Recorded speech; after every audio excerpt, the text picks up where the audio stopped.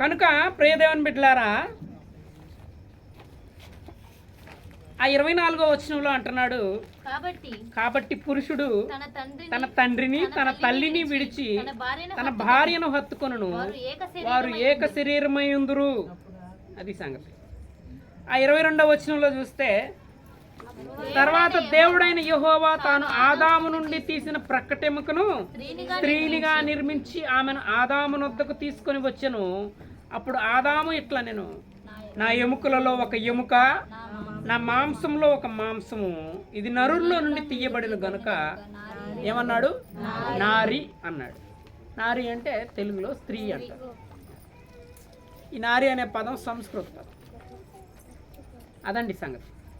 కనుక ఈ విధంగా స్త్రీ తయారైంది అంటే పురుషుని నుండి స్త్రీ కలిగింది అని తెలియజేస్తున్నాడు. ఈ విషయాన్ని ఇంకా క్షుణ్ణంగా అక్కడ కొరింథీకి రాసిన పత్రికలో, అలాగే తిమోతికి రాసిన పత్రికలో క్లియర్గా తెలియజేస్తాడు. కనుక ప్రియదేవుని బిడ్డలారా, మనం తెలుసుకోవాల్సిన విషయం ఏమిటి అంటే, వివాహ వ్యవస్థ చాలా ప్రాముఖ్యమైనది ఈ లోకంలో. వివాహ వ్యవస్థకు దేవుడు ప్రాధాన్యతనిచ్చాడు ఈ లోకంలో. ఆ వివాహ వ్యవస్థ ద్వారా దేవుడు కుటుంబంతో మహిమపరచబడాలని దేవుడు కోరుకుంటున్నాడు. అది సంగతి. కనుక ప్రియదేవుని బిడ్డలారా, మనం కొన్ని విషయాలను మనం చూసుకుందాం. అందుకని ఇక్కడ మనం గమనించినప్పుడు, స్టార్ట్ చేసావుగా, ఇక్కడ మనం గమనించినప్పుడు ఆ పురుషుని యొక్క గాఢ నిద్ర కలగజేసి ఎముకను తీస్తేనే స్త్రీ తయారైంది. ఈ సంగతి మనం స్త్రీలు, ఇక్కడ ఉన్న స్త్రీలందరూ కూడా గమనించండి. పురుషుడు లేకుండా స్త్రీ లేదు. కాబట్టి ఆ యేసుబాబు యొక్క పక్కటెముక ఎవరు? అనూష. ఆ సంగతి మనం గ్రహించాలి.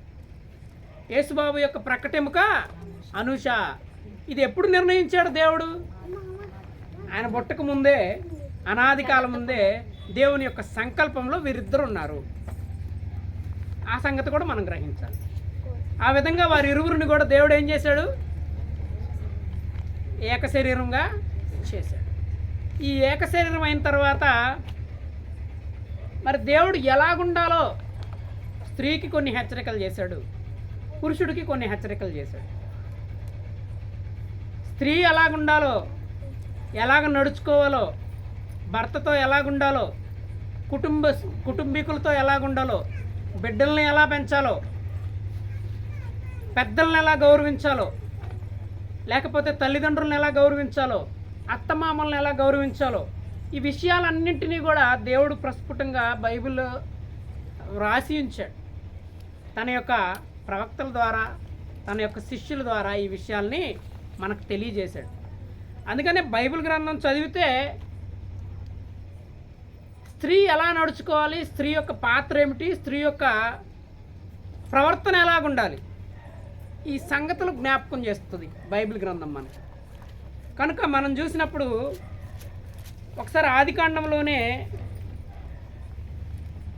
4వ అధ్యాయము 1వ వచనం మనం గమనించినప్పుడు, ఆదాము తన భార్య అయిన హవ్వను కూడినప్పుడు ఆమె గర్భవతి అయి కయీనును కని, యెహోవా దయ వలన నేను ఒక మనుష్యుని సంపాదించుకున్నాను అనెను. ఎవరి దయ వలంట? ముందు మ్యారేజ్ అవుతుంది, వివాహం అవుతుంది. వివాహం అయిన తర్వాత ఏం జరుగుతుంది? గర్భఫలాన్ని ఇస్తున్నాడు దేవుడు. ఎవరి ద్వారా పొందుకుందంటావమ్మ? యెహోవా దయ వలన. ఆయన దయ లేకపోతే గర్భఫలము రాదు. ఉదాహరణకి ఎగ్జాంపుల్ మనం చూస్తే, సౌలు కుమార్తె అయిన మీకాల్ను మనం గమనించగలం. ఆమె గర్భవతి అయిందా? మరణము వరకు. కారణం ఏమిటి? అహంకారి, ఆమె గర్విష్ఠురాలు. ఆ సంగతి మనం గమనించుకోవాలి. స్త్రీకి మొదట ఏముండకూడదంట? గర్వము, అహంకారము నడవకూడదు. అక్కడ అంటాడు సామెతల గ్రంథంలో, అహంకారానికి ముందు, నాశనానికి ముందు ఏమి నడుస్తుంది? అది అహంకారమైన మనస్సు ఎలాంటిది? కలలాడు నాలుక ఎలాంటిది అక్కడ తెలియజేస్తాడు. అహంకారమైన మనస్సుంటే ఎక్కడికి దారితీస్తుంది? నాశనానికి దారితీస్తుంది. అందుకని స్త్రీకి ఏముండకూడదు? గర్వము అహంకారము ఉండకూడదు.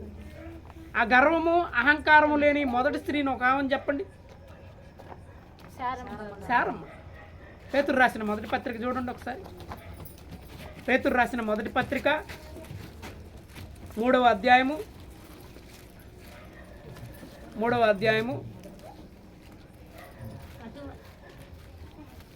చదువమ్మా. అటువల్ల స్త్రీలారా మీరు మీ స్వపురుషులకు వచనం చెప్పమ్మా. మొదటి వచనం. అటువల్ల స్త్రీలారా మీరు మీ స్వపురుషులకు లోబడి ఉండుడి. ఏమన్నాడండి? స్వపురుషుడికి. స్వపురుషుడు ఎవరు? స్వపురుషుడు. దీనికి కూడా రెఫరెన్స్ ఉంది. ఒకసారి కొరింథీయులకు రాసిన మొదటి పత్రిక 7వ అధ్యాయము మొదటి నుంచి చదువుకున్నాను. మీరు రాసిన వాటి విషయము స్త్రీని ముట్టుకుండుట పురుషునికి మేలు. అయినను జారత్వములో జరుగుచున్నందున ప్రతి వానికి సొంత భార్య ఉండవలెను. ఏందంట? ప్రతి వాడికి సొంత భార్య ఉండవలెను. ఎందుకు ఉండాలంట ప్రతి వాడికి సొంత భార్య? వేరే స్త్రీ జారత్వం జరుగుతుంది. జారత్వం జరిగితే దేవునికి ఇష్టమా? వ్యభిచారం జరిగితే దేవునికి ఇష్టమా? మనుషులు ఇష్టానుసారంగా నడుచుకుంటూ వాళ్ళ కోరికలను నెరవేర్చుకొనొచ్చు, దేవుని స్తుతించకుండా, దేవుని మహింపరచకుండా వాళ్ళు ఆ విధంగా ఉంటే దేవునికి ఇష్టమా? నోహు కాలంలో ఏం జరిగింది? అదే జరిగింది కదా. నీనివే పట్టణస్థులు ఏం చేశారు? అదే జరిగింది కదా. నోహు కాలంలోనేమో వాళ్ళు గుణపడలేదు. 100 సంవత్సరాలు ప్రకటించారంట నోహు గారు. ఎన్ని సంవత్సరాలండి? 100 సంవత్సరాలు, 100 సంవత్సరాలు దేవుని వాక్యాన్ని ప్రకటిస్తే ఇదిగోయా ప్రళయం రాబోతుంది. దేవుని యొక్క దీర్ఘశాంతం చూడండి ఎంత ఉందో. 100 సంవత్సరాలు దేవుడు ఆ యొక్క స్త్రీలని లేకపోతే ఆ యొక్క పురుషుల్ని కాపాడటానికి 100 సంవత్సరాల సమయం ఇచ్చాడంట. ఎంత దీర్ఘశాంతం గలవాడో చూడండి. ఆ దీర్ఘశాంతాన్ని మనుషులు, అక్కడున్న నోవహు కాలంలో ఉన్న మనుషులు ఏం చేశారు? దుర్వినియోగం చేసుకున్నారు. ఆమెను దట్టం ఒకసారి. కనుక ప్రియదేవుని బిడ్డలారా, అందుకని అక్కడ 6వ అధ్యాయం 5వ వచనంలో అంటాడు, ఆదికాండము 6వ అధ్యాయం 5వ వచనంలో అంటాడు, నరుల చెడుతనము భూమి మీద గొప్పది, వారి హృదయం యొక్క తలంపుల్లోని ఊహంతయు ఎల్లప్పుడూ కేవలము చెడ్డది. అది చాలా మంది ఏమంటారంటే లోకంలో, నేను మంచివాడిని, నేను పవిత్రురాలిని అనుకుంటాం కదా. దీన్ని ఏమంటారంటే స్వబుద్ధి, సొంత బుద్ధి అని వాక్యం చెప్తుంది మనకి. అందుకని భూమి మీద నరుల చెడుతనం ఎట్లాంటిది? గొప్పది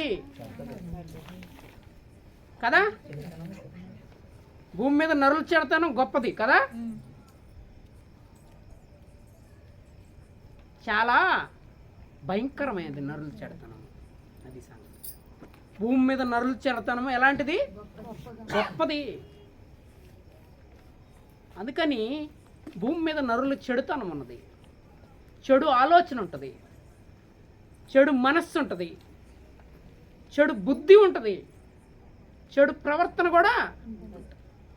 వీటిని క్రైస్తవులమైన మనము, దేవుని బిడ్డలమైన మనము, క్రీస్తుని అనుసరించి క్రీస్తుని పోలి నడుచుకోవాలి అని అనుకునే మనము వాటిని ఏటిని కూడా మన మనసులో ఉంచుకోకూడదు. అలా ఉంచుకుంటే ఎవరు మనం?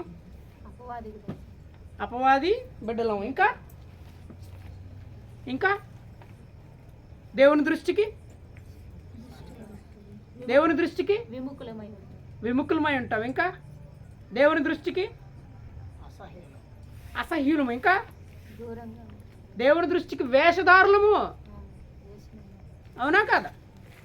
దేవుని దృష్టికి వేషధారులము. కనుక ఈ హృదయంలో ఉన్న చెడుతనాన్ని, ఈ హృదయంలో ఉన్న కపటాన్ని, ఈ హృదయంలో ఉన్న ద్వేషాన్ని, ఈ హృదయంలో ఉన్న సమస్తమైన కల్మషాన్ని కూడా యేసుక్రీస్తు రక్తము చేత కడగబడాలి.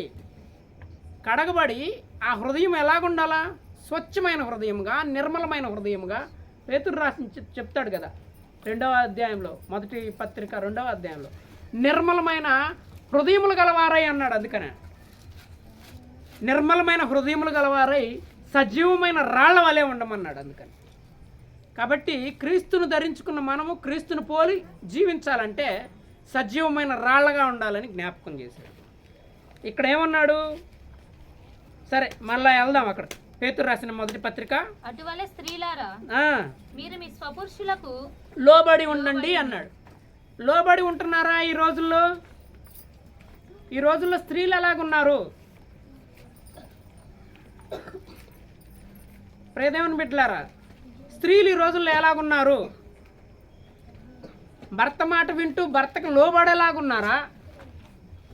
భర్తనికి లోబరుచుకునే వాళ్ళలాగా ఉన్నారా? ఒకసారి గమనిద్దాం. కుటుంబాల్లో జరిగే విషయాలను మనం చూద్దాం. ఎలాగుంది మన పరిస్థితి? అప్పుడు మనం దేవుని మాటకు లోబడినట్ట, దేవుని మాట విన్నట్ట, ఆ ప్రకారం మనం నడుచుకున్నట్ట? ఎక్కడుంది మన ప్రవర్తన? గమనించుకోవాలి.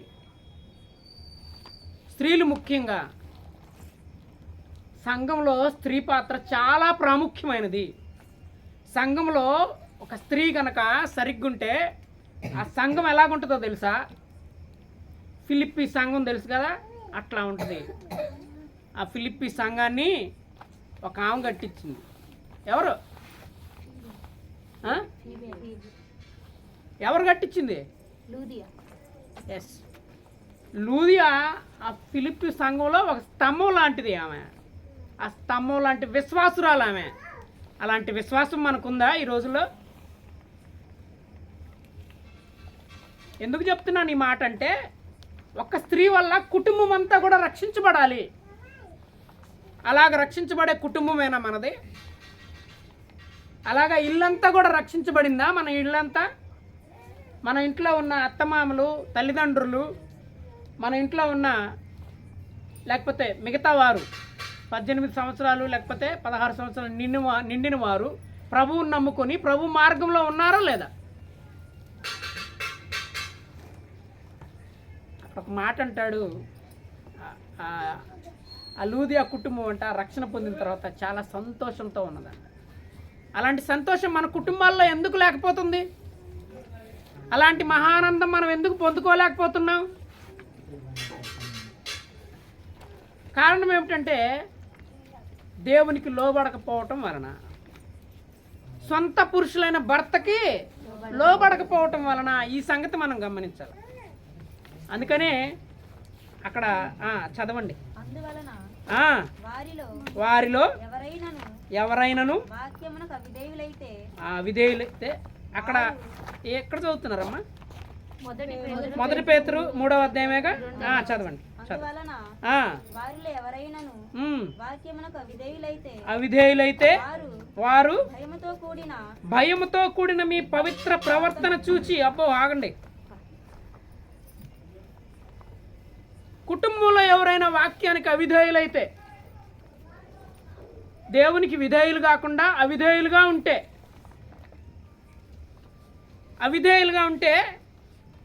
వాళ్ళు ఎవరి ద్వారా రక్షించబడతారంట? అది పవిత్ర ప్రవర్తన చూచి. పక్కనున్న నీ భర్తకు మారు మనసు వస్తుంది, పక్కనున్న నీ అత్తమామలకు మారు మనసు వస్తుంది, పక్కనున్న నీ పొరుగు వారికి కూడా వస్తుంది మారు మనసు. ఈ కుటుంబంలోనే ఉంటామా మనం? బయటికి వెళ్ళము, ఇరుగు పొరుగు వారితో సంభాషించమా? అందుకని జ్ఞాపకం చేసుకోవాలి. అందువలన వారిలో ఎవరైనాను వాక్యమునకు అవిధేయులైతే దేనితో కూడిన పవిత్ర ప్రవర్తన అది? భయముతో కూడిన పవిత్ర ప్రవర్తన. ఎవరిని చూసి భయపడాలి మనం? దేవుని కుమారుడైన క్రీస్తు మనల్ని రక్షించాడు. మనం నిజంగా ఆ రక్షణలో నిలిచి ఉన్నామా లేదా? ఆ విశ్వాసాన్ని కొనసాగిస్తున్నామా లేదా? ఆ రక్తంలో మనం కడగబడ్డాం కదా. నిజంగా క్రీస్తుని పోలి మనం జీవిస్తున్నామా లేదా? క్రీస్తుని నిజంగా ధరించుకుని ఉన్నామా లేదా? క్రీస్తులాగా మనం తగ్గించుకున్నామా? క్రీస్తులాగా మనం ఓర్పు గుణం కలిగి ఉన్నామా? క్రీస్తులాగా మనం సహనం కలిగి ఉన్నామా? క్రీస్తులాగా భర్తకి లోబడి ఉండేవాళ్ళం. క్రీస్తు తండ్రికి లోబడ్డాడు. ఆ సంగతి జ్ఞాపకం చేసుకోండి. అవునా కాదా? క్రీస్తు తండ్రి అయిన దేవునికి లోబడ్డాడు. ఆ విధంగా నేను నా భర్తకు లోబడుతున్నానా లేదా అని ఆ స్త్రీ గమనించాలి. గమనిస్తే భయంతో కూడిన పవిత్ర ప్రవర్తన వస్తుంది. వాక్యం లేకుండానే తమ భార్యల నడవడి వలన ఎవరిని రాబట్టబడవచ్చు? భర్తని. అక్కడ భర్తను గురించి చెప్పాడండి.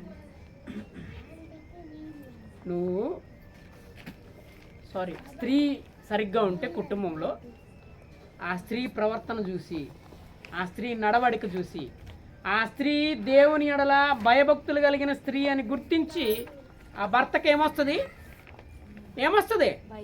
మారు మనస్సు వస్తుందమ్మా. భయం వస్తుంది. కరెక్టే. దేవుడంటే భయం వస్తుంది. తర్వాత ఏమొస్తుంది? మారు మనస్సు వస్తుంది. అప్పటిదాకా నిన్ను దూషించిన నీ భర్త, నిన్ను వేధించిన నీ భర్త, అప్పటిదాకా నిన్ను తోలనాడి నీ భర్త, నిన్ను లెక్క చేయని నీ భర్త ఇప్పుడు ఏమవుతాడు? నిన్ను దగ్గరకు హత్తుకొని ప్రేమించడం మొదలు పెడతాడు.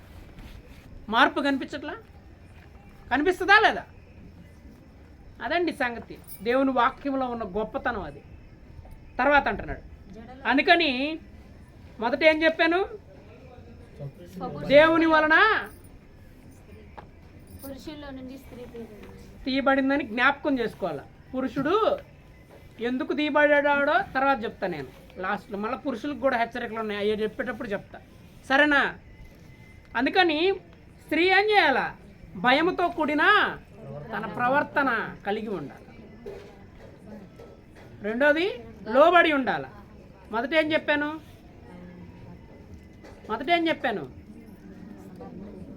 భర్త నుండే నేను అని జ్ఞాపకం చేసుకోవాలి.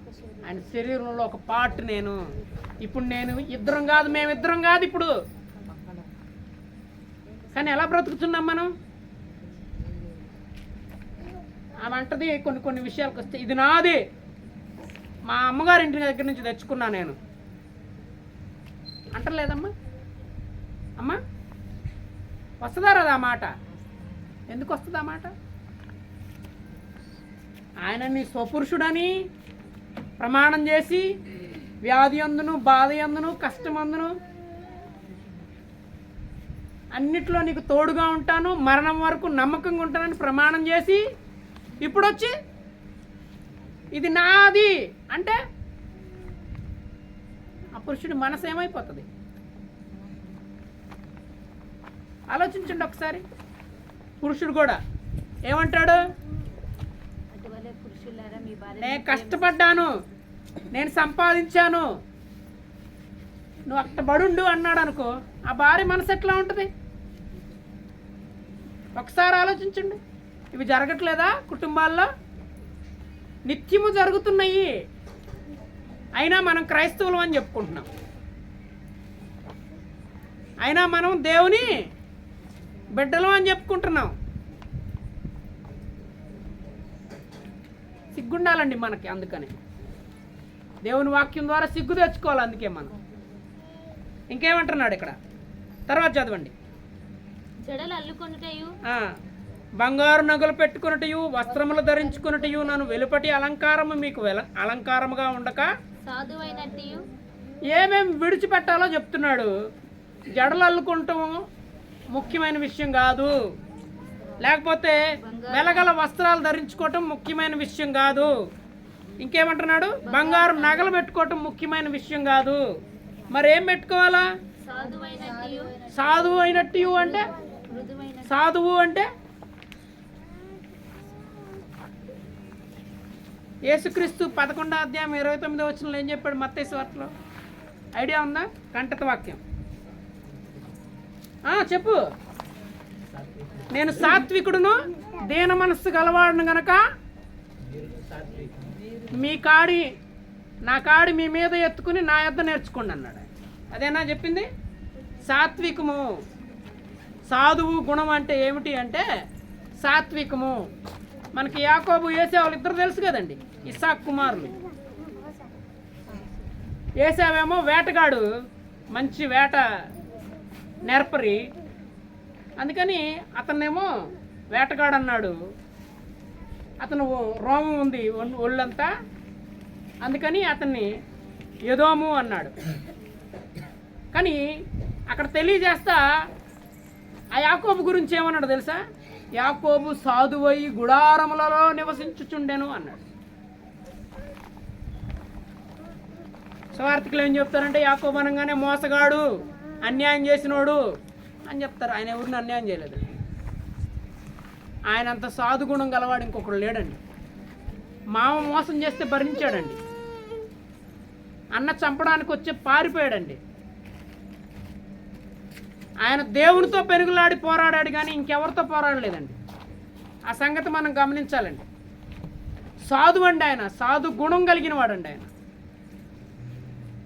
కాబట్టి అందుకనే యాకోబుని దీవించాడు, యాకోబుని ఇశ్రాయేలుగా మార్చాడు దేవుడు. యాకోబు యొక్క గుణం ఎలాంటిదంటే సాధువైన గుణము. అలాంటి గుణం మనకుందా? ఆ యేసుక్రీస్తు లాంటి సాత్వికమైన మనసు మనకుందా? సాత్వికం ఉంటే ఏముంటాయండి మనలో? ఎవరైనా మన తిట్టడానికి వచ్చారు, ఏం చేస్తామండి? ఎవరైనా మనల్ని దూషించడానికి వచ్చారు, ఏం చేస్తామండి? ఎవరైనా మనల్ని మన మీద చేయెత్తారు, ఏం చేస్తామండి? యేసుక్రీస్తు మనసుంటే ఏం చేస్తాం? పెద్దగా చెప్పండి. శత్రువుని ప్రేమిస్తాం. ఆ కలువురు సిలువలో ఆయన వాళ్ళ గురించి ఏమన్నాడు? వాళ్ళు ఘోరంగా హింసిస్తున్నారండి, వాళ్ళు కఠినంలో అండి, వాళ్ళకి జాలి మనసు అసలు లేదండి ఆ సైన్యానికి. అటువంటి వ్యక్తుల్ని ఆయన ఏమంటున్నాడు? ఇక్కడ ఇంట్లో భర్త పండక్కి మంచి చీర తేలేదు, ఎట్లా ఉంటుందండి? ఎలాగుంటుందండి పరిస్థితి? బయట వాళ్ళ దగ్గర వద్దు, భర్త దగ్గరే మనం తేల్చుకుందాం. ఎలాగుంటుందండి మనసు? ఆయనతో మాట్లాడతారా? ఆయనకు భోజనం పెడతారా? ఆయన బ్రతిమాలాడతారా? ఏముండవండి. ఆయన ఒక రూమ్లో ఉంటాడు, ఈమె ఒక రూమ్లో ఉంటుంది. అలాగ ఉండకూడదండి క్రైస్తవులమైన మనం. అన్నిటినీ త్యజించుకోవాలండి. అందుకే ఇక్కడ ఈ మాటలు రాశాడండి. జడలు అల్లుకోవటం గొప్ప విషయం కాదు, బంగారు నగలు పెట్టుకోవటం గొప్ప విషయం కాదు, వెలగల వస్త్రాలు అన్నాడండి. అందుకని వస్త్రాలు ధరించుకోవటం గొప్ప విషయం కాదు, కానీ ఏం ధరించుకోవాలో చెప్తున్నాడండి ఇక్కడ. సాధువైనట్టి, మృదువైనట్టి గుణము. అక్షయాలంకారం కావాలంటండి. అక్షయాలంకారం అంటే అక్షయమైనది ఏంటండి? మన శరీరంలో అక్షయమైనది ఏంటి? ఆత్మ. ఆ ఆత్మ అక్షయంగా ఉండాలంటండి. అక్షయ అలంకారం ధరించుకోవాలంటండి. ఈ ఆత్మ కూడా ఏం చేస్తుందంటే, ఈ ఆత్మలో 3 భాగాలు ఉన్నాయండి. హృదయము, మనసు, మనస్సాక్షి ఉన్నాయండి. ఈ 3. హృదయం ఏం చేస్తుందండి?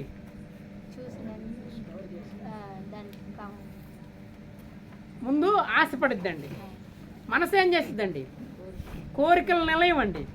అది కావాలి అని చెప్పి. మనస్సాక్షి ఏం చేస్తుందండి? శుద్ధి చేస్తుందండి మనసు. మనం ఒకవేళ అది తప్పు అయితే, మనం తప్పు మార్గంలో వెళతా ఉంటే, నువ్వు తప్పు చేస్తున్నావు జాగ్రత్త అని హెచ్చరించేది మనస్సాక్షి. ఈ మనస్సాక్షిని మాత్రం శుద్ధి చేసుకుంటే ఏమొస్తుందండి మనకి? గుణం అనే అక్షయాలంకారం వస్తుందండి. అది సంగతి. ఆ గుణాన్ని సంపాదించుకునే స్త్రీలు ఎంతమంది అండి ఈరోజు? ఆ గుణాన్ని సంపాదించుకునే స్త్రీలు ఎంతమంది అండి ఈరోజు? బైబిల్ గ్రంథంలో చాలామంది ఉన్నారండి. లిస్ట్ ఇచ్చాడండి. ఆ రోమా పత్రికలో 16వ అధ్యాయంలో పెద్ద లిస్ట్ ఇచ్చాడండి. చాలామంది స్త్రీల పేర్లు ఉంటాయండి, మీరు ఇంటికి వెళ్ళి చదువుకోండి. నేను ఇక్కడ చెప్పనులే, కానీ ఇక్కడ కొంతమంది పేర్లు మాత్రం చెప్తాను. ఉదాహరణకి ఆ యోహాను సువార్త 8వ అధ్యాయంలో ఒక స్త్రీ కనపడిద్దండి. ఎవరండి ఆమె?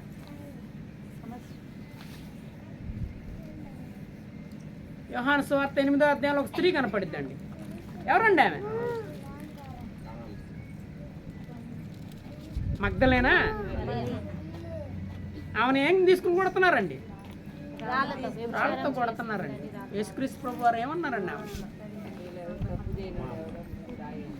అదండి, మనలో మనం తప్పులు ఉంచుకొని, మనలో మనం లోపాలు ఉంచుకొని ఎదుటి వారి మీద నిందలు వేయడానికి, ఎదుటి వారి మీద దాడి చేయడానికి ప్రయత్నం చేస్తాం. ఎప్పుడు ఈ మనసు మారినంత వరకు మనం దేవునికి ఇష్టంగా ఉన్నవారమా, అయిష్టంగా ఉన్నవారమా? అదండి సంగతి. ఆ సంగతి తెలుసుకుంటే మన హృదయం గుణపడిద్దండి.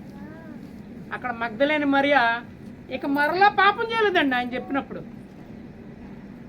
ఆయన లేచేటప్పుడు సమాధి దగ్గరికి ముందుగా పరిగెత్తుకొని పోయి మొదట చూసిన వ్యక్తి కూడా ఆమెనండి. ఎంత ధన్యురాలండి ఆమె. నిజంగా అలాగ పాపాలను విడిచిపెట్టి ఈరోజు క్రీస్తుని వెంబడించే వాళ్ళం ఎంతమంది అండి మనం? అదండి అక్షయ అలంకారం అంటే.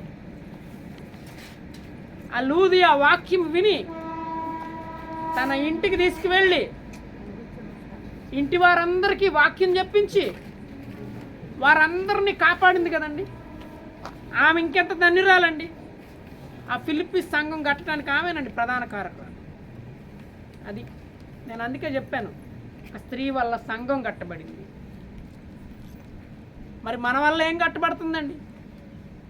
మన వల్ల మన కుటుంబం కట్టబడుతుందా? జ్ఞాపకం చేసుకోవాలి ఫస్ట్. మన వల్ల మన కుటుంబము కట్టబడుతుందా? మన కుటుంబంలో నెమ్మది ఉన్నదా? మన కుటుంబంలో సమాధానం ఉన్నదా? మన కుటుంబం దేవునికి అనుగుణంగా నడుస్తున్నదా? ఇది పరిశీలించుకుంటే మనకు సమాధానాలు దొరుకుతాయండి. వాక్యం మనం వాక్యంలో వెలిగిస్తుందండి. మన వాక్యాన్ని మనల్ని జ్యోతుల వలె ప్రకాశింపజేసేటట్లు చేస్తుందండి వాక్యం. అందుకని మనం ఏం చేయాలండి? మన ప్రవర్తనను దేవుని ఎదుట భయభక్తులతో పవిత్ర ప్రవర్తనను కనపరచాలండి దేవునికి. మనం తర్వాత ఏమంటున్నాడండి?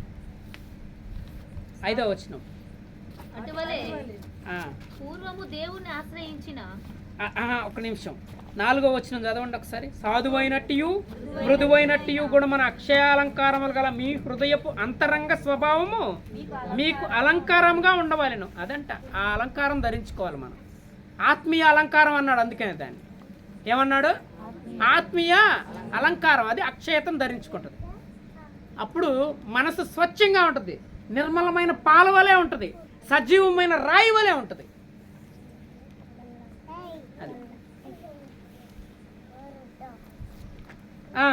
ఇంకేమన్నాడు? అబ్బా, దేవుని దృష్టికి ఎలాంటిది అది? ఆ హృదయం ఎలాంటిది? ఆ మనసు ఎలాంటిది? ఆ ఆత్మ ఎలాంటిది? మిగులు వెలగలిగిందంట. అందుకనే ఆయన ఏమన్నాడు తెలుసా? యేసుక్రీస్తు ప్రభు వారు 6వ అధ్యాయంలో, ఈ లోకంలో ధనం గుర్చుకోమాకండి. ఎక్కడ గుర్చుకోమన్నాడు? పరలోకంలో ధనం గుర్చుకోండి. ఈ వెల ఎక్కడికి పోయిద్దంట? పరలోకానికి వెళ్ళిద్ది. అది సంగతి. అందుకని అక్కడ ధనం గుర్చుకోవడానికి ఇదిగో వీటిని వదిలేయాల. జడలు అల్లుకోవటం వదిలేయాలా, ముసలమ్మ ముచ్చట్లు వదిలేయాలా, బంగారు నగలు పెట్టుకోవటం వదిలేయాలా, ఇంకా వెలగల వస్త్రాల గురించి. ఈ రోజుల్లో చీర కొనిపించలేదనంట ఒక ఆమె తగలబెట్టుకుని చనిపోయిందండి. జస్ట్ చీర కోసమండి. అవసరమా అండి? దేవుడు అందుకోసం పంపించాడా మనల్ని లోకానికి? జస్ట్ చీర కొనిపించలేదండి. ఎంత హీనంగా బ్రతుకుతున్నామండి. ఇక లేవా వస్త్రాలు? ఇంక చీర కొనకపోతే ఇంక లేదా? లైఫ్ లేదా? జీవితం లేదా? బిడ్డలు లేరా? బిడ్డలను పోషించుకోవద్దా? ఏమన్నాడు ఇంకా 5వ వచనం చదువు. అటువలే అటువలే పూర్వము దేవుని ఆశ్రయించిన పరిశుద్ధ స్త్రీలను. పురుషులకు లోబడి చేత ఇదంతా ఎందుకు చెప్తున్నారంటే అప్పుడు పూర్వం స్త్రీలు ఏం చేశారు? తమ స్వపురుషులకు. ఈ రోజుల్లో ఎంతమంది భర్తలకు లోబడి ఉంటున్నారండి? ఈ సంగతి చెప్పడానికి ఇవన్నీ చెప్పానండి నేను. ఎందుకు భర్తకు లోబడి ఉండాలో చెప్తున్నాడండి. కొరింథీయులకు రాసిన మొదటి పత్రిక 11వ అధ్యాయము ఒకసారి చూసుకుందాం. 3వ వచనం. సర్పము తన కుయుక్తి చేత. నానా 11వ అధ్యాయం రెండవ కొరింథీ చదువుతున్నావు నువ్వు. 1వ కొరింథీ. ప్రతి పురుషునికి శిరస్సు. పురుషుడికి ఎవరంటండి శిరస్సు? ఎందుకు పురుషుడికి క్రీస్తే ఎందుకు శిరస్సు?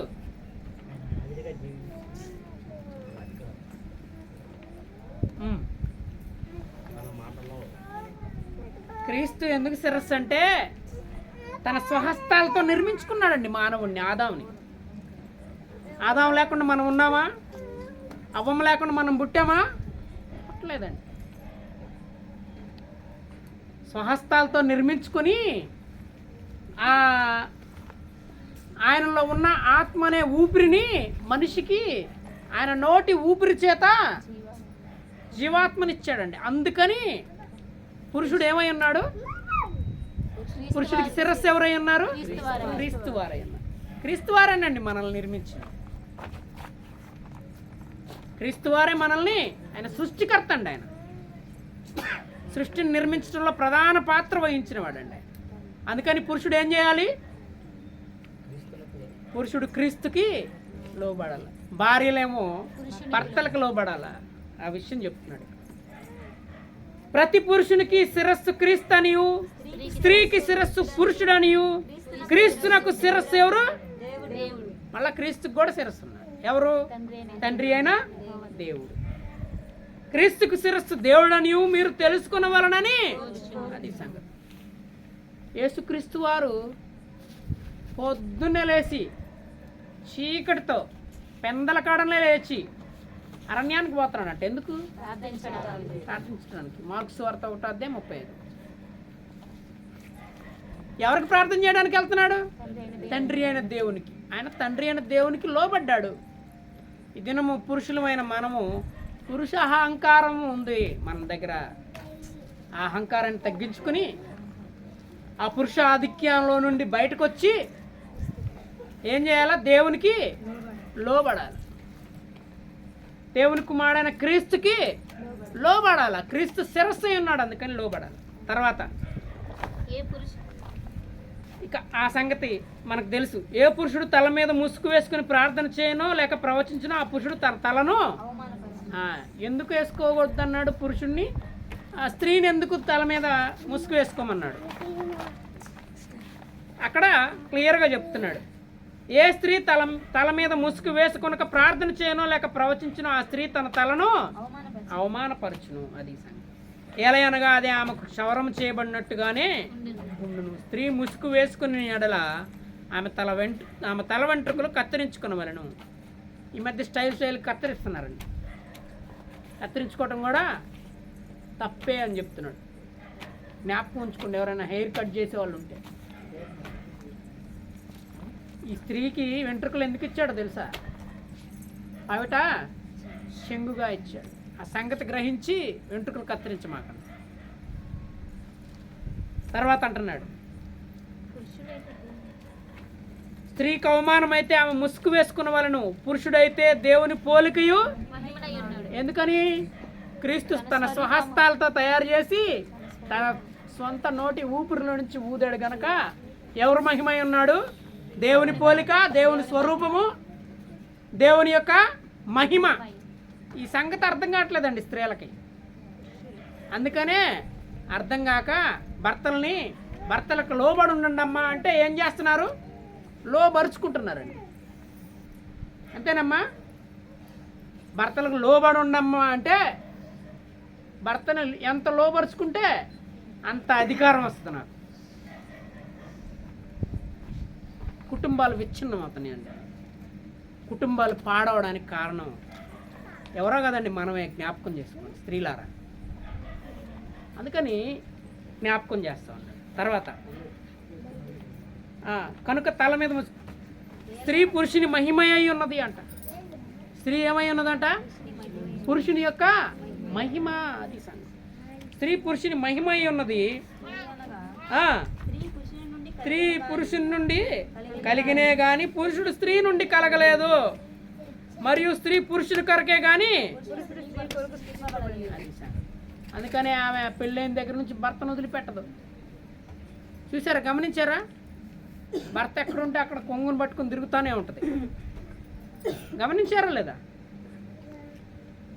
కాబట్టి మనం ఉదాహరణకి అపోస్తలుల కార్యములు 18వ అధ్యాయం చూస్తే అకుల ప్రిస్కిల్లా భార్యాభర్తలు కదా వారిద్దరు. వాళ్ళిద్దరూ కలిసి ఏం చేస్తున్నారు? పరిచర్య చేస్తున్నారు. దేవుని యొక్క వాక్యాన్ని ప్రకటిస్తున్నారు.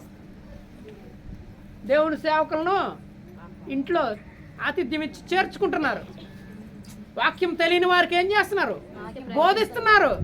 ఈ రోజుల్లో ఎంతమందికి బోధిస్తున్నాం చెప్పండి? మనం స్త్రీ యొక్క ప్రధాన పాత్ర అది. ఈ రోజుల్లో ఎంతమందికి మన వాక్యం చెప్తున్నాం? కనీసం కుటుంబంలో ఉన్న వారికైనా చదువుకుని మనం చదువుకున్న దానికి సార్థకత సాధిస్తున్నామా లేదా? అదే చెప్తాడు అక్కడ తిమోతికి రాసిన 2వ పత్రికలో, లేకపోతే తీతుకు రాసిన పత్రికలో కూడా ఏం చెప్తాడంటే ఉపదేశం చేయి స్త్రీల వలె ఉండాలంట. ఉపదేశం చేయి స్త్రీ వలె ఉండాలి. ఉంటున్నావా అలాగా? స్త్రీ, యవ్వన స్త్రీ ప్రార్థన చేస్తే ఆ రోగము విడిచిపెట్టిపోవాలంట. స్వస్థ బుద్ధి కలిగిన వారై ఉండాలంట. ఉందా ఆ విధంగా? ఆ విధంగా ఉందా?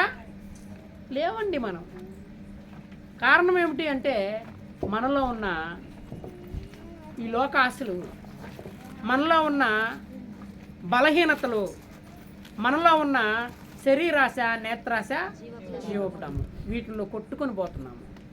వీటిని విడిచిపెడితే దేవుడు అప్పుడు ఏం చేస్తాడు? మనకు మంచి మనసు ఇస్తాడు.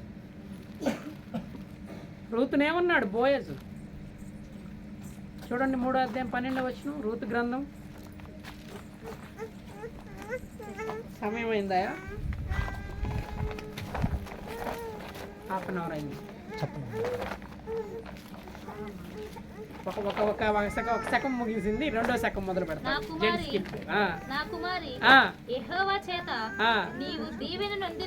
అది సంగతి. కొద్దివారినే గాని గొప్పవారినే గాని యవ్వనస్తులను నీవు వెంబడింపగా ఉండుట వలన నీ మునుపటి సత్ప్రవర్తన కంటే వెనుకటి సత్ప్రవర్తన మరి ఎక్కువైనది. అది సంగతి. మునుపటి సత్ప్రవర్తన కంటే వెనుకటి సత్ప్రవర్తన మాది. అసలు పెళ్ళయ్యే ముందు ప్రమాణం చేసాము, నిన్ను విడవను, నిన్ను ఎడబాయను, నిన్ను వ్యాధి అందును ఆరోగ్యం అందును అన్నీ కలిసి ఉంటాము. అలాగే ఇంకోటి ఏంది, పెళ్ళి చేసేటప్పుడు పెళ్లి చేసే పాస్టర్ గారు కూడా ఏం చెప్తాడంటే వాక్యము, సువార్థికుడు కూడా ఏం చెప్తాడంటే వాక్యము, ఇప్పటి నుంచి మీరు దేవుని అనుమతి లేకుండా ప్రతిదినము దేవుని స్తుతిస్తూ, దేవుని గణపరుస్తూ, దేవుని మహిమపరుస్తూ మీ కుటుంబాన్ని వర్ధిల్ల చేసుకోండి అని చెప్తాడు. అవునా కదా? మరి పెళ్ళై ఇది 1వ సంవత్సరమయ్యా? 1 సంవత్సరం ముగిసిందా? 2వ సంవత్సరం. 2వ సంవత్సరం వచ్చింది. ఎంతవరకు మనము దేవుని గ్రంథంలో వర్ధిల్లుతూ ఉన్నాం? విశ్వాసంలో వర్ధిల్లుతున్నాం, విశ్వాసాన్ని స్థిరపరచుకున్నాం. ఇది కనుక అడిగితే మన దగ్గర సమాధానము లేదు. రోజులు పెరిగే కొద్దీ మన విశ్వాసం కూడా ఏమవ్వాలా? స్థిరపడుతూ కదలక నిత్యము నిలుచు సియోను కొండవలే ఉండాల. ఉంటుందా మన విశ్వాసము? స్థిరంగా ఉంటుందా మన విశ్వాసము? మీరు స్థిరులను కదలని వారునై ఉండమన్నాడు ఆ కొరింథీయులకు రాసిన 1వ పత్రిక 15వ అధ్యాయం చివరి వచనం. కాబట్టి మీరు స్థిరులను కదలని వారునై ఉండి ప్రభువు కార్యాభివృద్ధి యందు ఎప్పటికీ ఆసక్తులై ఉండండి అన్నాడు. ఎంతవరకు ఉంది మనకు ఆసక్తి ఈ దినాల్లో? ఆ ఆసక్తిని పెంచుతున్నావా, దించుతున్నావా? ఆసక్తి ప్రభువునందు పెరుగుతుందా, తరుగుతుందా? గమనించాల. గమనించుకొని మనల్ని మనం బేరీజ్ వేసుకొని పెళ్ళయ్యేటప్పుడు ఎలాగున్నాం? సరే, పెళ్ళయింది, ప్రతిదినం వాక్యం చదువుతున్నావా? ప్రతిదినం భార్యాభర్త ఇరువురు కూర్చుని దేవుని నామాన్ని స్తుతిస్తున్నారా? దేవుని నామాన్ని, దేవుని వాక్యాన్ని ప్రతిదినం పఠిస్తున్నావా? యేసుక్రీస్తు ప్రభువారు పొద్దున్నే లేచి వెళ్ళి ఆయన స్తుతించాల్సిన అవసరం ఏంటండి? రాత్రిపూట అరణ్యానికి వెళ్ళి ప్రార్థన చేయాల్సిన అవసరం ఏంటండి? తెల్లవారుజామున వెళ్ళి ఒలివల కొండకెళ్ళి ప్రార్థన చేయాల్సిన అవసరం ఏంటండి? ప్రతి దినము తండ్రి దగ్గర నేర్చుకున్నాడంటండి ఆయన. ఆ యెషయా గ్రంథం 55వ అధ్యాయం నుంచి ఆ 58వ అధ్యాయం వరకు చదువుతుంటే ఒళ్ళు గగురు పడుతుందండి నాకైతే. ఆయన ఇంతగా కష్టపడ్డా, ఆయన ఇంతగా మన కొరకు ఆయన శ్రమపడ్డా, దేవుని వాక్యం నేర్చుకుని ఆయన ప్రకటించాడా? ఇదా ఆయన నేర్చుకున్న విధానం, ఆయన తండ్రికి చూపిన విధేయత. మరి మనం చూపించేది ఎప్పుడు విధేయత? ఆ కొలసీలకు రాసిన పత్రికలో చూడండి ఏమంటున్నాడు, విధేయులై ఉండమన్నాడు. ఎంతవరకు విధేయులై ఉంటున్నాం మనం దేవుని వాక్యానికి? కొలసీలకు రాసిన పత్రిక చూడండి, కొలసీలకు రాసిన పత్రిక 3వ అధ్యాయము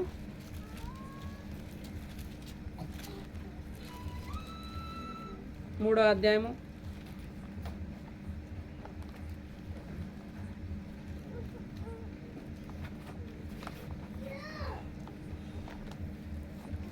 18వ వచనం చూడండి.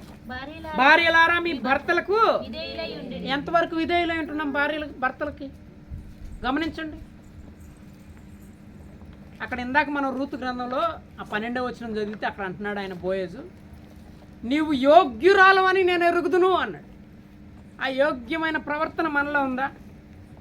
ఒకసారి బేరీజు వేసుకుందాం ప్రియదేవుని బిడ్డలారా. దేవుడు మనల్ని ఆశీర్వదించి ఆహారం ఇచ్చి పోషించి సంరక్షించి మనకు అన్నీ కూడా సమకూర్చి ఈ దినమున బిడ్డలను కూడా ఇస్తున్నాడే. మరి దేవునికి కృతజ్ఞతగా ఏం చెల్లిస్తున్నాం? ఎంతవరకు విశ్వాసాన్ని కాపాడుకున్నాం? ఎంతవరకు విశ్వాసంలో స్థిరంగా ఉంటున్నాం? ఇది గమనించుకోవాలి ప్రియదేవుని బిడ్డలారా.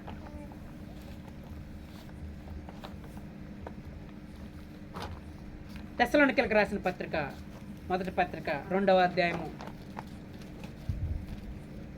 4వ వచనంలో అంటున్నాడు, సువార్తను మాకు అప్పగించుటకు యోగ్యులమని దేవుని వలన ఎంచబడిన వారమై మనుషులను సంతోషపెట్టే వారము కాక మన హృదయములను పరీక్షించు. జాగ్రత్త, మన హృదయాలను పరీక్షించే దేవుడు ఒక ఆయన ఉన్నాడు. ఆ హృదయంతో దేవుణ్ణి సంతోషపెట్టే వారంగా ఉంటున్నామా?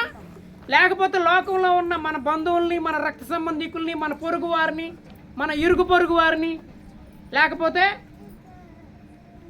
ఈ లోకంలో మనకు రోల్ మోడల్ కొంతమంది ఉన్నారు, రాజకీయ నాయకులు, సినిమా హీరోలు, స్పోర్ట్స్ మెన్స్, వాళ్ళని సంతోషపెట్టే వారంగా ఉంటున్నాం. ఆలోచించుకోవాలి ప్రియదేవుని బిడ్డలు. ఎక్కడున్నాం మనం? ఎక్కడున్నామో ఆలోచించుకుంటే మనకు తెలిసి వచ్చిందండి. మనుషులను సంతోషపెట్టడానికి కాదండి మనం వచ్చింది. దేవుని వలన మనం ఏమయ్యామంట? ఎంచబడ్డామంట. మనం సువార్త వలన మనము ఎలాగా యోగ్యులుగా ఎంచబడ్డామంట. ఆ యోగ్యతను ఎవరు నిర్వీర్యం చేసుకుంటున్నారు? మనమే నిర్వీర్యం చేసుకుంటున్నాము. ఆ సంగతి మనం గ్రహిస్తే అప్పుడు మనం దేవునికి లోబడుతున్నామా? దేవునికి విధేయులై ఉంటున్నామా? దేవుని ఎడల సాత్వికంతో నడుచుకుంటున్నామా? మనకు అక్షయమైన గుణం అనే అలంకారం ఉందా? ఇవన్నీ గుర్తొస్తాయి. మంచిది ప్రియదేవుని బిడ్డలారా. ఆ తర్వాత పురుషుడు దేవుని మహిమ అయి ఉన్నాడు. పురుషుడు దేవుని పోలిక అయి ఉన్నాడు. పురుషుడు ఏమై ఉన్నాడు? ఇంకా స్త్రీకి శిరస్సు అయి ఉన్నాడు. ఓకే, బాగానే ఉంది. యోసేపు ఎన్ని బాధలు పడ్డాడండి? యోసేపు ఎన్ని బాధలు పడ్డాడండి? యాకోబు ఎన్ని బాధలు పడ్డాడండి? యాకోబు ఎన్ని కష్టాలు అనుభవించాడో తెలుసుగా. వాళ్ళని చూసి నేర్చుకోవాలండి. శ్రమలలో దేవునికి మొరపెట్టారండి వాళ్ళు. యాకోబు అయితే ఇదిగో నేను మా పితరుల ఇంటికి వెళ్తున్నాను, వచ్చేటప్పుడు కల్లా నేను వచ్చేటప్పుడు నన్ను ఆశీర్వదించి, నేను ఇదిగో ఒంటరిగా వెళ్తున్నాను, నన్ను గొప్ప జనంగా చేసి కనుక నువ్వు తిరిగి తీసుకొస్తే నీకు ఒక దేవాలయం కడతాను అన్నాడా లేదా? ఆ మాట ప్రకారం ఒక్కడగా వెళ్ళినోడు 2 గుంపులు వేస్తున్నాడు అంటే. దేవుని ఆశీర్వాదం అట్లా ఉంటుందండి కుటుంబంలో. దేవుని కనుక నిత్యము స్తుతిస్తే, దేవుని కనుక నిత్యము గణపరిస్తే, ఆ 35వ వచనంలో చూస్తే అన్న ఎదురొస్తున్నాడు, మళ్ళీ 7 మార్లు కింద పడ్డాడు. అన్న నుండి తప్పించుకోవాలా ఎట్లా? మళ్ళా దేవునికి మొరపెట్టాలా, దేవుని ప్రార్థన చేయాలా. దేవుడు రక్షించాడా లేదా? కాబట్టి కష్టాలు వస్తాయి, కుటుంబంలో శ్రమలు వస్తాయి, బాధలు వస్తాయి, హింసలు కూడా రావచ్చు కొన్ని సమయాలు. వాటికి వెరవక, వాటికి భయపడక ఎలాగుండాలంటే యోసేపు వల్లే ధైర్యంగా ఉండాలి. ఎందుకు అంటే యోసేపు తీసుకెళ్ళి చెరసాలలో వేశారు. చెరసాలలో ఎలాగ నడుచుకున్నాడు? ఆ ప్రవర్తన చూసి జైలు అధికారి తాళాలు ఇచ్చేశాడంట. ఆయన ఈ జైలు మీద అధికారం మొత్తం నీదే, జైలు మీద అధికారం మొత్తం నీదే. సరే, అక్కడ జైల్లో ఇబ్బందులు పడ్డాడు. అన్నలు గుంటలో వేస్తే గుంటలో పడ్డాడు. అన్నలు చంపేయాలని చూస్తే ఏదో ఒక అన్నకు కనికరం పుట్టింది, ఈయన అమ్మేద్దాంరా. అమ్మేస్తే ఐగుప్తు ఈయన ఇంట్లో దాసుడుగా ఉన్నాడు. ఆ దాసుడుగా ఉన్నప్పటి నుండి ఆ కుటుంబం వర్ధిల్లుతుందంట. దేని ద్వారా? యోసేపు ప్రార్థన ద్వారా. అతను శకునం చూపించాడంట పోతీఫరు. నీ ఇంట్లో ఒక హెబ్రీ పడుచువాడు ఉన్నాడు, అతని వల్లనే నీకు ఆస్తి వృద్ధి అవుతుంది, అంతకంత పెరిగిపోతుందంట. ఒబేదేవోము ఇంట్లో మందస్సు ఉంటే ఆ 3 నెలలు ఎలాగుందంట ఆ కుటుంబం? వర్ధిల్లుతా ఉందంట. ఈరోజు మన మందస్సు ఏందో తెలుసా? దేవునికి ప్రార్థన. ఈరోజు మన మందస్సు ఏందో తెలుసా? దేవునికి ప్రార్థన. ఆ ప్రార్థన చేస్తే దేవుడు ఆ కుటుంబాన్ని ఎలా ఉంచుతాడంటే యోసేపు వలె ప్రధానమంత్రి దగ్గరకు తీసుకెళ్తాడు. అన్నల చేత ద్వేషింపబడి, అమ్మబడి, పోతీఫరు భార్య చేత హింసింపబడి, చెరసాల అనుభవించి చివరికి ఆయన స్థితి ఏంది? రాజు దగ్గరికి వచ్చిన తర్వాత ప్రధానమంత్రిని చేశాడు రాజు. ప్రధానమంత్రిని చేసి ఇదిగో నేను రాజును మాత్రం సింహాసనం విషయంలో తప్ప మిగతా అన్ని హక్కులు, సర్వ హక్కులు నీవే. చూసారా? అక్కడ ఒక మాట అంటాడు, ఫరో కంట యోసేపుని దేవుడుగా చేశాడు. ఎంత గొప్ప విషయం అండి! అలాంటి దీన హృదయం మనకు కలిగి ఉండాలండి. అందుకనే యెషయా గ్రంథం 57వ అధ్యాయం 15వ వచనంలో దేవుని యొక్క గొప్పతనం తెలియజేస్తూ దేవుని యొక్క దృష్టి ఎక్కడ ఉంటుందో చెప్తాడండి. అందుకని చూడండి ఒకసారి, చదవండి అమ్మ. యెషయా గ్రంథము 57వ అధ్యాయము 15వ వచనం. మహాగణుడును, అది దేవుడు మహాగణుడు, మహోన్నతుడు, ఉన్నతమైన స్థలంలో నివసించువాడు, పరిశుద్ధుడైన, అది ఆయన నిత్యము నివాసం ఉండేవాడు. ఏమని సెలవిస్తున్నాడంట? మహోన్నతమైన పరిశుద్ధ స్థలములో నివసించువాడను. అది సంగతి. ఆయన స్థానం ఎక్కడ?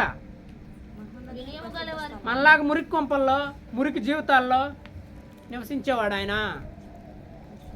చెడిపోయిన హృదయాలతో నివసించేవాడు ఆయన. హృదయాల దగ్గర నివసించేవాడు ఆయన. ఎక్కడ నివసిస్తాడంట? వినయము గలవారి యొద్దను, అది దీన మనసు గలవారి, వినయము గలవారి యొద్ద. యోసేపు లాంటి వినయము ఉందా మనకి పురుషులారా? యోసేపు లాంటి వినయం మనకుందా? యాకోబు లాంటి సాత్వికమైన హృదయం మనకుందా? మామ హింసించాడు, మామ 7 సంవత్సరాలు గొర్రెలు కాపించుకొని ఒక గొర్రెను కూడా ఇవ్వాల. గొర్రెని ఇవ్వకపోగా తను ప్రేమించిన అమ్మాయి నీకుండా పెద్ద అమ్మాయిని పెళ్లి చేశాడు. అందుకే ఇప్పుడు మనం కూడా ఏమంటారు ఇళ్ళల్లో, పెద్ద అమ్మాయికి పెళ్లి చేయకుండా చిన్న అమ్మాయికి పెళ్లి చేయము. ఎక్కడి నుంచి వచ్చింది ఈ ఆచారం?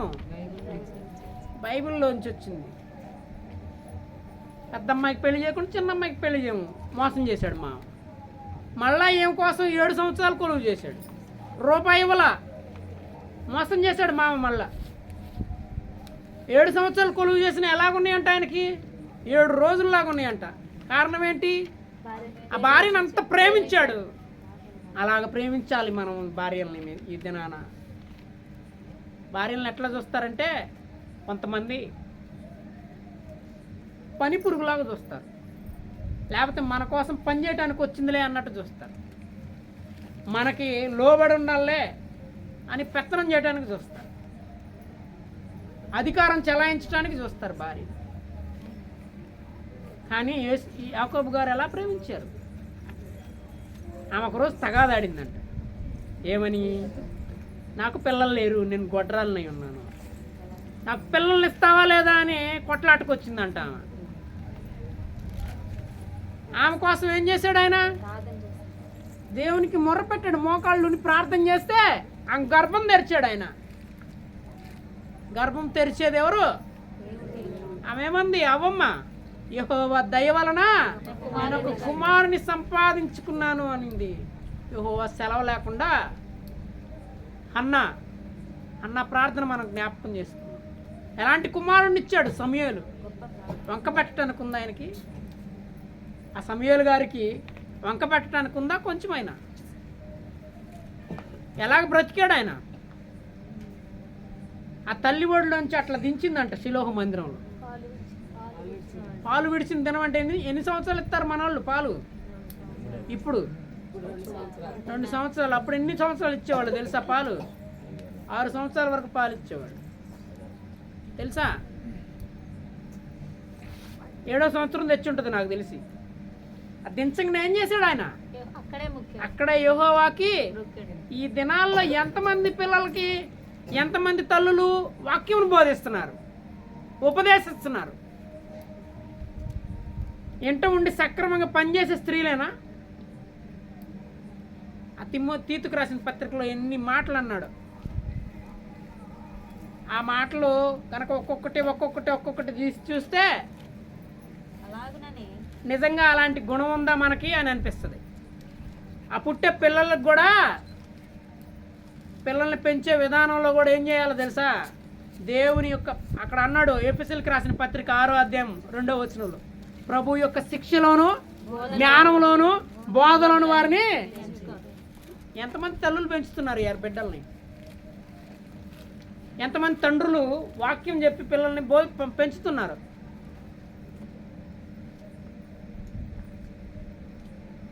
నేను చెప్తున్నాను, నమ్మండి నమ్మకండి. నా బిడ్డలు 2, నాకు బాబు పాప, మా మిస్సెస్, 3 కూర్చొని సాయంత్రం 7:30 అయితే నేను ఉన్నా లేకపోయినా, ఒకవేళ నేను డ్యూటీలో ఉండొచ్చు, ఇలాగ ఎక్కడైనా సువార్త కూడికలో ఉండొచ్చు, లేకపోతే వేరే గ్రామంలో ఉండొచ్చు. ఆ 3 కూడా కూర్చొని ఒక పాట పాడుకొని లేదా 2 పాటలు పాడుకొని నా బిడ్డ ప్రార్థన చేస్తుంది. నా బిడ్డకి 8 సంవత్సరాలు నిండి 9వ సంవత్సరం. అలాగే నా కొడుకు ప్రార్థన చేస్తాడు, నా భార్య కూడా ప్రార్థన చేస్తాడు. నేను వాళ్ళకి చెప్పింది ఏంటంటే, ఇది లేని రోజు మనం కష్టాలు అనుభవిస్తాం, ఇది ఉన్న రోజు దేవుడు మనల్ని ఎప్పుడు కూడా విడనాడు. గుర్తుంచుకోండి. అలాగ నిత్యము. ఎందుకండి? మనకి గ్రంథమే ఉంది కదా. యోబు గారు ఉదయకాలంలో లేచి ఏం చేస్తున్నాడు? ప్రార్థన చేస్తున్నాడు, బలులు అర్పిస్తున్నాడు. బిడ్డలు ఒకవేళ పాపం చేస్తారేమో, చేయలే వాళ్ళు చేస్తారేమో, ఒకవేళ దేవుని దూషిస్తారేమో. ఈరోజు పిల్లలు, మన నగరంలో పిల్లల్ని కదిలిస్తే ఎట్లాంటి మాటలు వస్తాయో తెలుస్తాయి. ఎందుకండి? ఎందుకు ఇలా చెడిపోతున్నావు? కారణం ఏంటి? తల్లిదండ్రుల పెంపకం. మొక్కయి వంగనిది మానాయి వంగిద్దా? బాలుడు నడవలసిన త్రోవను వానికి నేర్పితే వాడు పెద్దవాడైనప్పుడు దాని నుండి ఎట్లా పెంచుతున్నాం పిల్లల్ని తల్లిదండ్రులమై ఉండి. గర్భఫలం దేవుడిస్తున్నాడు. ఆ సంగతి గుర్తుంటే దేవునికి స్తుతి చెల్లిస్తాము. ఆ హన్న ఏం చేసింది? ఆ బిడ్డని ప్రమాణం చేసినట్లు తీసుకెళ్ళి శిలో మందిరంలో వదిలేసి వచ్చింది. ఆ బిడ్డలో ఎటువంటి మార్పు అయినా వచ్చిందా? తర్వాత దేవుడు ప్రమాణం చేసినట్టు 5 పిల్లల్ని ఇచ్చాడు. 5 పిల్లల్ని ఇచ్చాడు. కాబట్టి దేవుని పని మనం చేస్తుంటే, దేవుని పనిలో మనం ఉంటే, దేవునికి లోబడి మనం ఉంటే, దేవుని యొక్క స్తుతి మన ఇంట్లో ఉంటే, దేవునికి నిత్యము ప్రార్థన మన ఇంట్లో ఉంటే, మన కుటుంబం ఏమవుతుంది? వర్ధిల్లుతానే ఉంటుంది. ఒకప్పుడు మన జీవితం ఎలాగుందో ఇప్పుడు ఎలా ఉందో మార్పు కనిపించకపోతే నన్ను అడగ. దేవుని నమ్ముకొని నష్టపోయిన వాడు ఎవ్వడూ లేడు. నమ్మకంగా దేవునికి పనిచేస్తున్నావా లేదా? నాకు ముఖ్యంగా సంతోషమైన విషయం ఏంటంటే, యేసుబాబు యవ్వన దశలో దేవుని నమ్ముకున్నాడు. యేసుబాబుకి ఇచ్చిన అనూష కూడా యవ్వన దశలో ఉన్నది. యవ్వన దశలో ఆయన కాడి మోయట ఏందో చెప్పాడు. అక్కడ విలాప వాక్యాలు 3వ అధ్యాయం చూడండి. విలాప వాక్యాలు 3వ అధ్యాయము, ఇర్మియా గ్రంథం పక్కన ఉంటుందండి విలాప వాక్యాలు.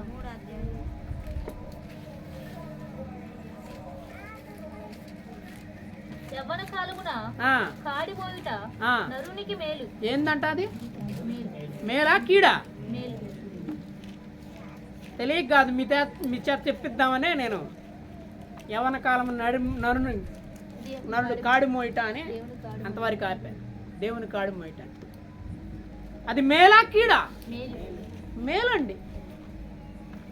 దేవుడు మేలులతో నింపుతాడండి, ఊహించని మేలులతో నింపుతాడండి. అలాగా వర్ధిల్లిన కుటుంబాలు ఎన్నో. చెరసాల నాయకుడు కుటుంబాన్ని చూద్దాం. పౌలుశీలను బంధించాడు చెరసాల నాయకుడు. తాళాలు అతని దగ్గరే ఉన్నాయి. కానీ భూకంపం వచ్చింది. వాళ్ళు పౌలుశీలలు దేవుని స్తుతిస్తున్నారు, గణపరుస్తున్నారు. ఏం జరిగింది? చెరసాల బ్రద్దలైంది. వాళ్ళ సంఖ్యలు ఊడిపోయినాయి. ఆ సంఖ్యలు కింద పడిపోయినాయి. ఏం జరిగింది? అదండి సంగతి. అయ్యలారా, రక్షణ పొందడానికి నేనేం చేయాలి? ప్రభు అయిన యేసునందు విశ్వాసం ఉంచుము, అప్పుడు నీవును నీ ఇంటి వారును రక్షణ పొందుదు. మనొక్కళ్ళమే కాదండి, మన కుటుంబం అంతా రక్షణ మార్గంలో ఉండాలి. అది యోసేపు వలె ఉన్నామా, యాకోబు వలె ఉన్నామని పురుషుడు జ్ఞాపకం చేస్తాడు. అపోల్లో తెలుసు కదండి, యవ్వనస్తుడు, పాండిత్యం గలవాడు, జ్ఞాని, మంచి విద్వాంసుడు, లేఖనాల యందు ప్రావీణ్యం గలవాడు. ఎక్కడో అలెగ్జాండ్రియాలో ఉన్న ఆ ఈజిప్ట్ నగరం నుంచి వచ్చి ఇక్కడ పరిచయం చేయాల్సిన అవసరం ఏందండి? ఆకుల ప్రిస్కిళ్లతో వాళ్ళ కుటుంబంలో ఉండాల్సిన అవసరం ఏంది? అదండి సువార్తకున్న బలం. అనేక మందిని, అందుకనే కొరింథీయులకు రాసిన మొదటి పత్రికలో ఆ మొదటి అధ్యాయం అంటాడు, క్రీస్తు విభజింపబడి ఉన్నాడా? ఒకడు పౌలు వాడిని అని చెప్పుకున్నాడు, ఒకళ్ళు అపోల్లో వాడిని అని చెప్పుకున్నాడు. అపోల్లో అంత వర్ధిల్లాడండి సువార్తలో. తక్కువ కాలంలో నేర్చుకున్నాడు, ఎక్కువగా పేరు సంపాదించుకున్నాడు. అదండి దేవుని వాక్యం అనుకున్న బలము, శక్తి, దేవుని వాక్యం అనుకున్న ఆశీర్వాదం. అది దేవుని వాక్యం అనుకున్న మేలు అలాగుంటుంది.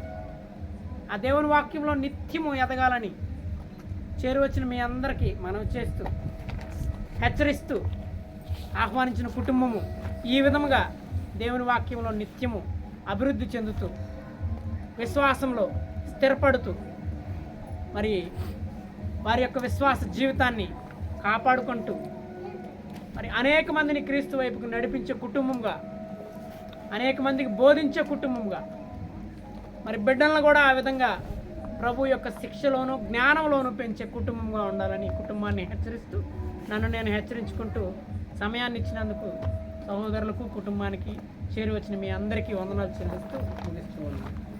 తోటి దైవజనులకు కూడా వందనాలు చెల్లిస్తూ ఉన్నాను. ఆలస్యమైందా బాబు?